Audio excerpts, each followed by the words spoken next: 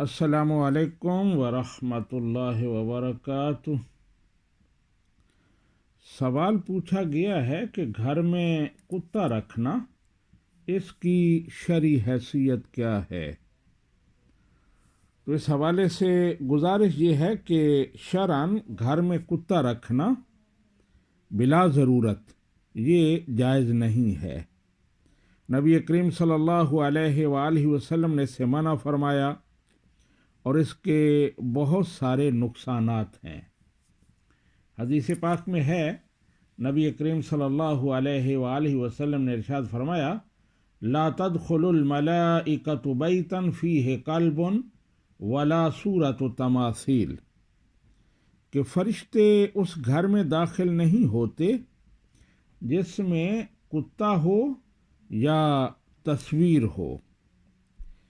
ایک تو یہ نقصان ہے کہ فرشتے داخل نہیں ہوتے، رحمت کے فرشتے، تو اگرچہ یہاں صرف فرشتوں کا ذکر ہے، رحمت کا ساتھ ذکر نہیں ہے، لیکن علماء نے کہا ہے کہ اس سے مراد رحمت کے فرشتے ہیں اور کوئی فرشتے نہیں ہیں۔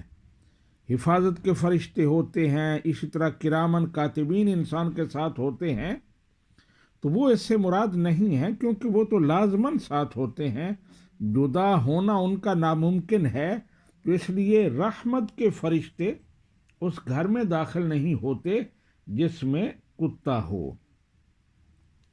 پھر ایک اور حدیث پاک ہے جس میں نبی کریم صلی اللہ علیہ وآلہ وسلم ارشاد فرماتے ہیں کہ جو بندہ گھر میں بلا ضرورت کتا پالتا ہے، جسے شوقیہ کہتے ہیں، تو اس کا نقصان یہ ہوتا ہے کہ ناقص کل یوم من عملہ قیراتان، کہ اس کے اعمال میں سے ہر روز 2 قیرات کم ہو جاتے ہیں، اس کی نیکیاں کم ہو جاتی ہیں، تو یہ بھی بہت بڑا نقصان ہے۔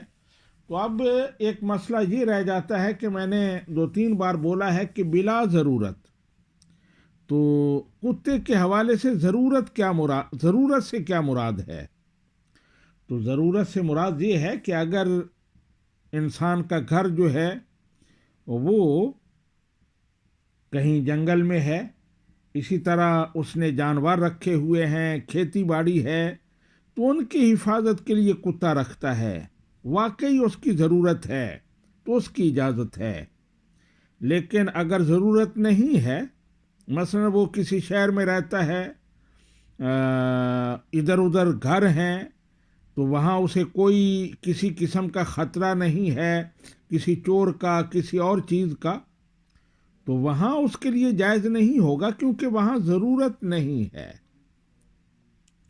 تو ایک تو ضرورت یہ ہو گئی، یعنی رکھوالی کے لیے کتا رکھنا جانوروں کی، اسی طرح کھیتی باڑی کی اور گھر کی اگر ضرورت ہے تو، اور دوسری ضرورت یہ ہے کہ شکار کے لیے کتا رکھے، شکار کے لیے سدھایا ہوا کتا، اس کی بھی اجازت ہے۔ لیکن شکار بھی دوا کے لیے یا غذا کے لیے ہو، اس کی ضرورت ہو، اگر شکار صرف تفریح تباہ کے لیے کھیل رہا ہے تو پھر بھی اس کی ضرورت نہیں ہے۔ تو اس حوالے سے